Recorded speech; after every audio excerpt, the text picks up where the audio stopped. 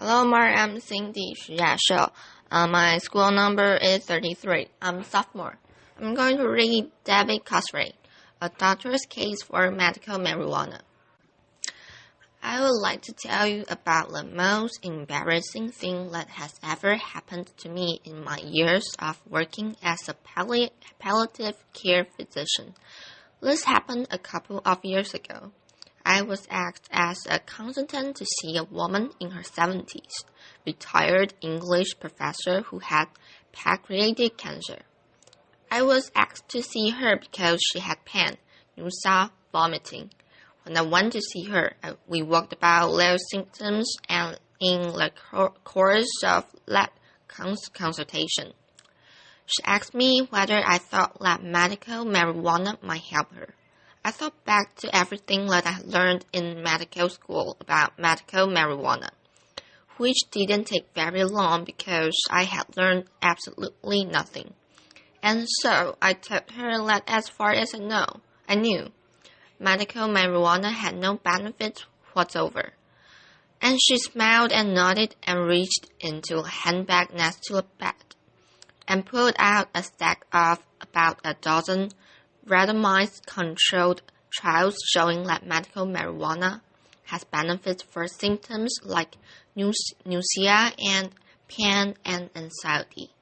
She handed me those articles and said, "Maybe you should read these before offering an opinion, doctor."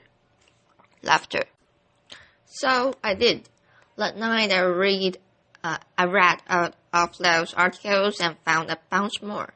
When I came to see her the next morning, I had to admit that it looks like there is some evidence that marijuana can offer medical benefits, and I suggested that if she really was interested, she should try it. You know what she said? This 73-year-old retired English professor, she said, "I did try it about 6 months ago. It was amazing. I've been using it every day since. It's the best drug I've discovered. I don't know why it took me 73 years to discover this stuff. It's amazing." Laughter. That was the moment at which I realized I needed to learn something about medical marijuana because what I was prepared for in medical school bore no relationship to reality. So I started reading more articles. I started talking to researchers. I started talking to doctors. And most importantly, I started listening to patients. I ended up writing a book based on those conversations, and that book really revolved around 3 surprises. Surprises to me, anyway. One I already alluded to, that there really are some benefits to medical marijuana. Those benefits may not be as huge or as stunning as some of the most avid proponents of medical marijuana would have us believe, but they are real.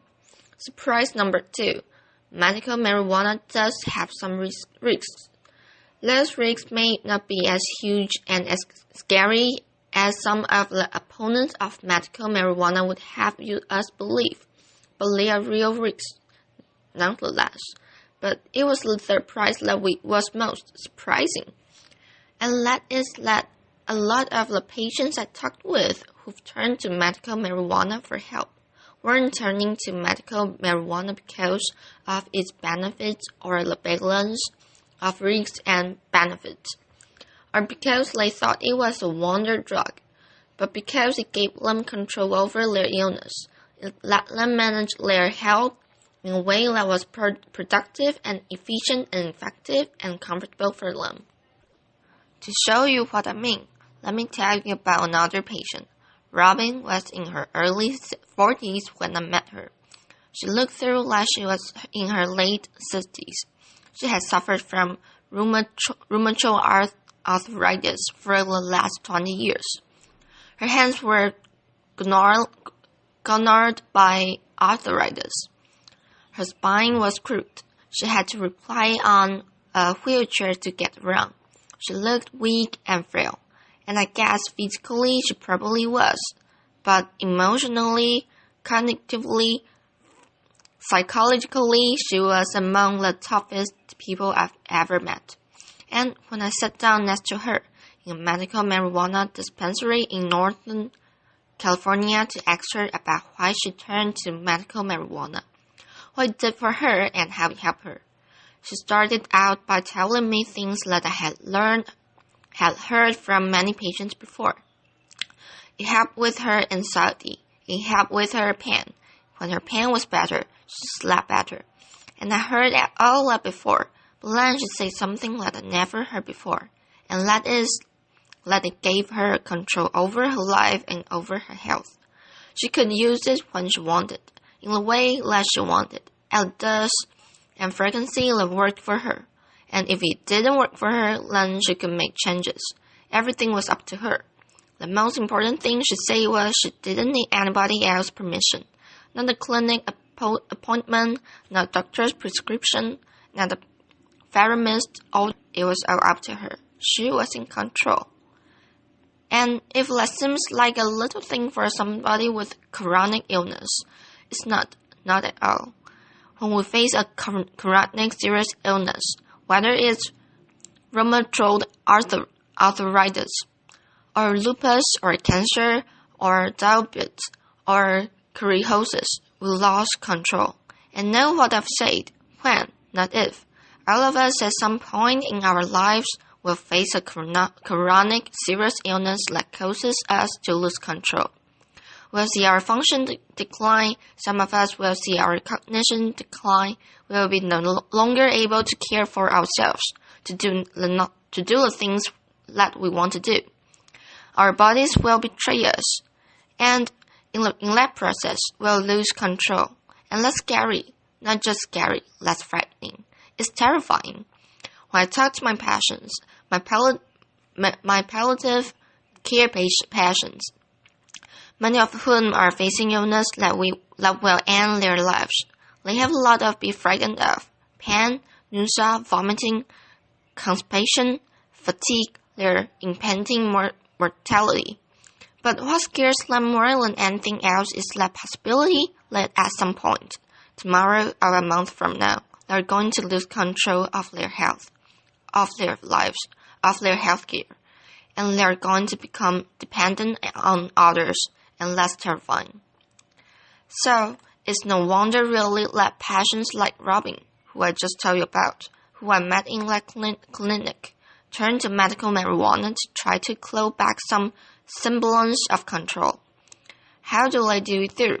How do these medical marijuana dispensaries, like the one where I met Robin, how do they give patients like Robin back the sort of control that they need? And how do they do it? And how do they do it in a way that mainstream medical hospitals and clinics, at least for Robin, weren't able to? Was their secret? So I decided to find out. I went to a city clinic in Venice Beach in California and got a recommendation that would allow me to be a medical marijuana patient. I got a letter of recommendation that would let me buy medical marijuana. I got a recommendation illegally because I'm not a resident of California. I should also note, for the record, that I never used that letter of recommendation to make a purchase. And to all of you, DEA agents out there, laughter. Love the work that you are doing. Keep it up. Keep it up. Laughter. Even though it didn't let me make a purchase though, the letter was priceless because it let me be a patient. It let me experience what patients like Robin experience when they go to a medical marijuana dispensary. And what I experienced, what they experience every day, hundreds of thousands of people like Robin, was really amazing. I walked into a clinic, and from the moment that I entered many of these clinics and dispensaries, I felt like dispensary, like clinic, was there for me. There were questions at the outset about who I am, what kind of work I do, what my goals are in looking for a medical marijuana prescription or product, what my preferences are, what my hopes are, how do I think, how do I hope this might help me, what am I afraid of. These are the sorts of questions that patients like Robin get asked all the time. These are the sorts of questions that make me confident that person I'm talking with really has my best interest at heart and wants to get to know me. The second thing I learned in those clinics is the availability of education.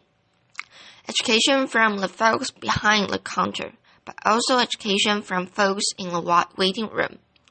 People I met were more than happy, as I was sitting next to them, people like Robin, to tell me about who they are, why they use medical marijuana, who helps them, how he helps them, and to give me advice and suggestions.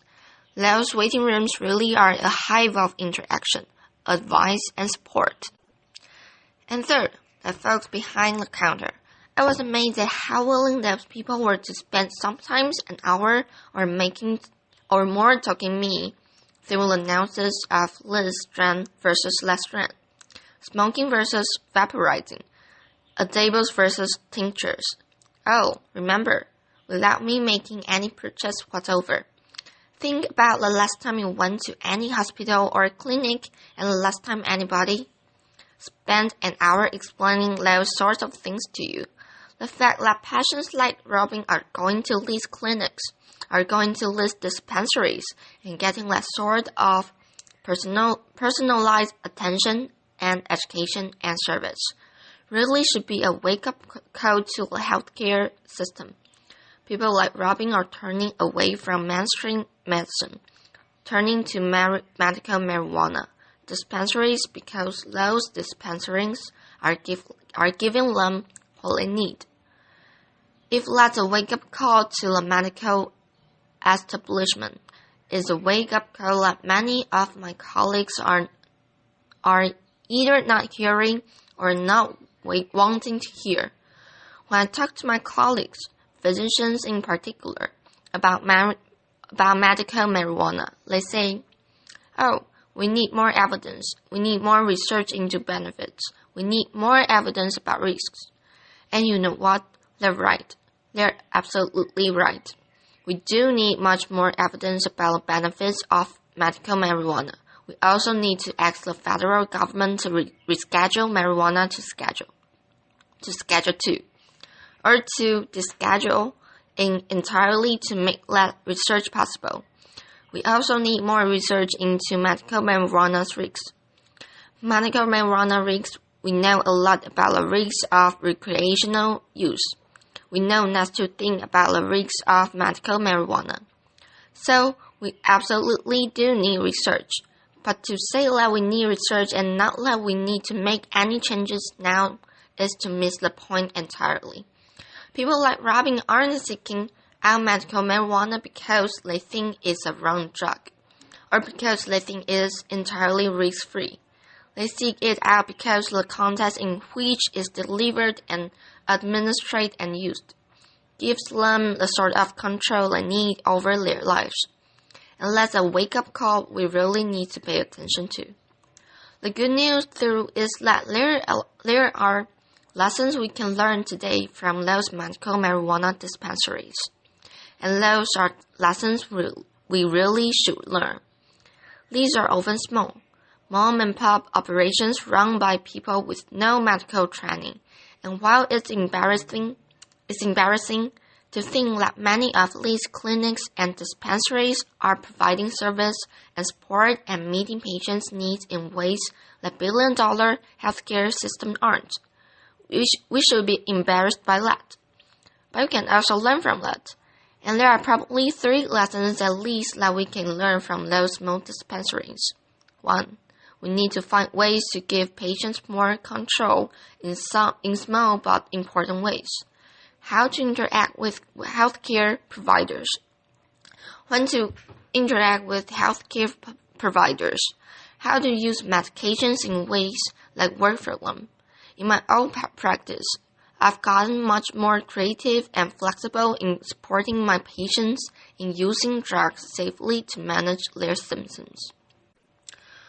With the emphasis on safely, many of the drugs I prescribe are drugs like opioids or or benzodiazepines, which can be dangerous if overused. But here's the point.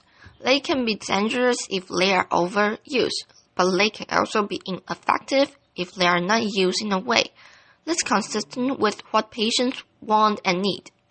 So that flexibility, if it's delivered safely, can be extraordinarily valuable for patients and their families. That's number one. Number two, education.